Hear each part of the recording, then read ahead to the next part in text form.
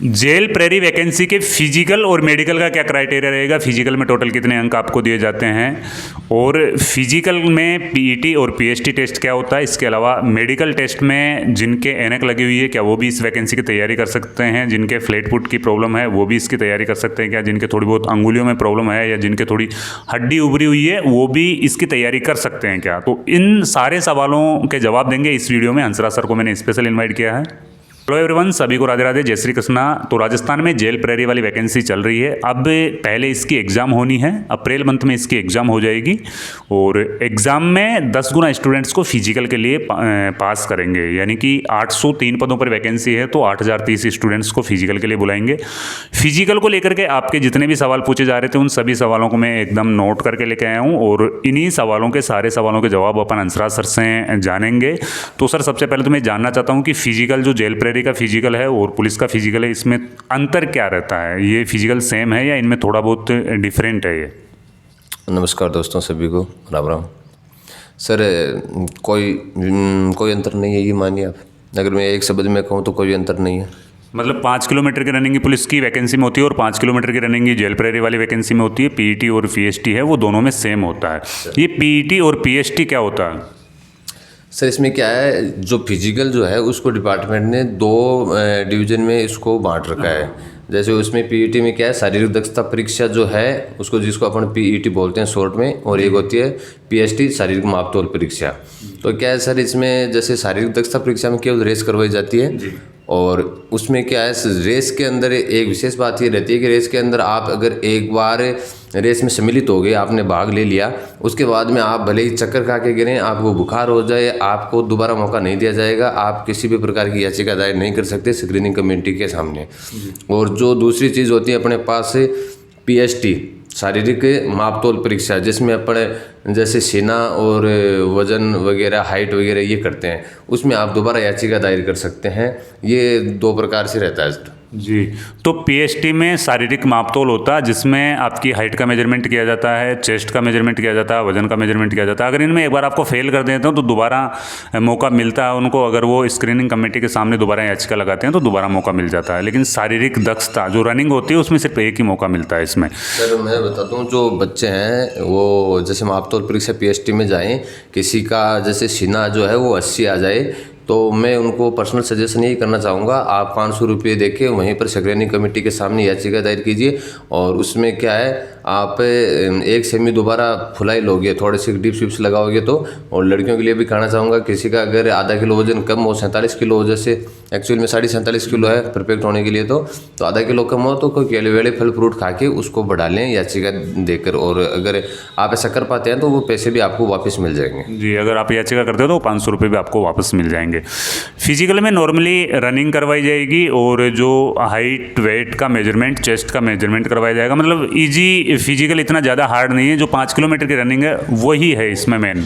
और जो अपने फौजी भाई हैं उनके लिए बता दूं मैं, फौजी भाइयों का कोई किसी भी प्रकार का फिजिकल नहीं है वो, क्योंकि वो तो ऑलरेडी फिट है, उनका क्या फिजिकल होना है। एक्स सर्विसमैन का तो कोई इसमें फिजिकल नहीं लिया जाता है। और दिव्यांगजनों के लिए वैकेंसी है या नहीं है? दिव्यांगजनों का तो कोई मतलब ही नहीं है सर इसमें। जी, मतलब ये फोर्स की वैकेंसी है तो फोर्स की वैकेंसी में दिव्यांगजनों का इसमें कोटा नहीं है।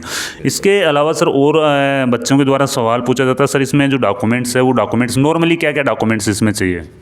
सर अपने जो फिजिकल के लिए जो कॉल लेटर आएगा उसमें क्या है, सारे दिशा निर्देश दिए होंगे, तो उनको अच्छे से पढ़ना और उस हिसाब से, जैसे 10वीं की मार्कशीट, जाति मूल प्रमाण पत्र, ये तो रहते ही हैं, ये रहेंगे सर। जी, यानी कि जो आपकी डॉक्यूमेंट रहेंगे, जो आपकी योग्यता है, 10वीं पास है, 12वीं पास है, वो लेके जाओगे आप। इसके अलावा मूल निवास प्रमाण पत्र, जातीय प्रमाण पत्र आपका।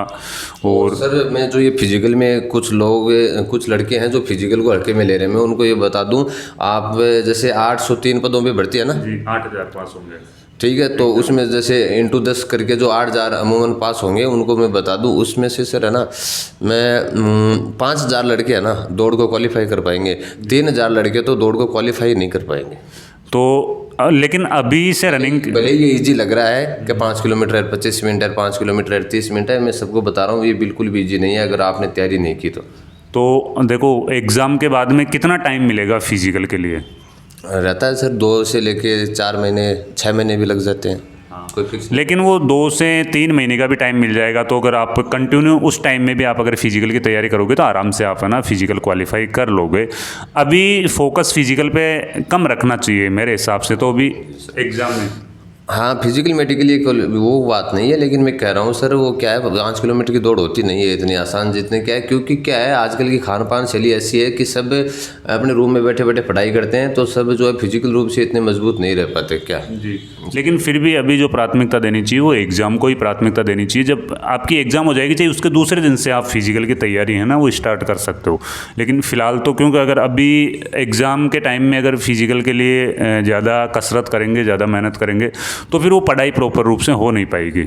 हाँ बिल्कुल सही है सर, लेकिन क्या है इसमें अपन जैसे अपन अगर सुबह सुबह 1 घंटा वॉक के जरिए भी अगर अपन शुरू करें ना, तो भी अपन जो क्या हेल्थ एक्सरसाइज होनी शुरू हो जाए तो अपन इस बॉडी उस प्रकार से ढल जाती है। जी जी। तो कोशिश शुरू कर देनी चाहिए। अभी आपको लगेगा अपना पेपर जाएगा, अपन पेपर की मेरिट में आ रहे हैं, तो आप दिन रात एक कर देना भले। जी। और सर जैसे 9000 की पुलिस की वैकेंसी भी आने वाले टाइम में आ रही है, तो इन दोनों के सिलेबस में कुछ ज़्यादा अंतर मेरे को लग नहीं रहा, क्योंकि जेल प्रेरी वाला जो सिलेबस है ना उसमें रीजनिंग का क्राइटेरिया बहुत ज़्यादा, लगभग आधा पेपर रीजनिंग का आएगा इसमें। कोई ज़्यादा चेंजेस नहीं है। आप रीजनिंग, गणित, जीके, मैथ वगैरह जो हैं सारे सब्जेक्ट एक साथ लेके चलो। मतलब मैथ के भी क्वेश्चन रीजनिंग के साथ में आते हैं, चाहे 2-4 क्वेश्चन ही आपको देखने को मिलेंगे, लेकिन मैथ के क्वेश्चन जरूर देखने को मिलेंगे। वो रीजनिंग के टॉपिक में ही वो जुड़ के आएंगे, नॉर्मल वाले क्वेश्चन आएंगे मैथ में।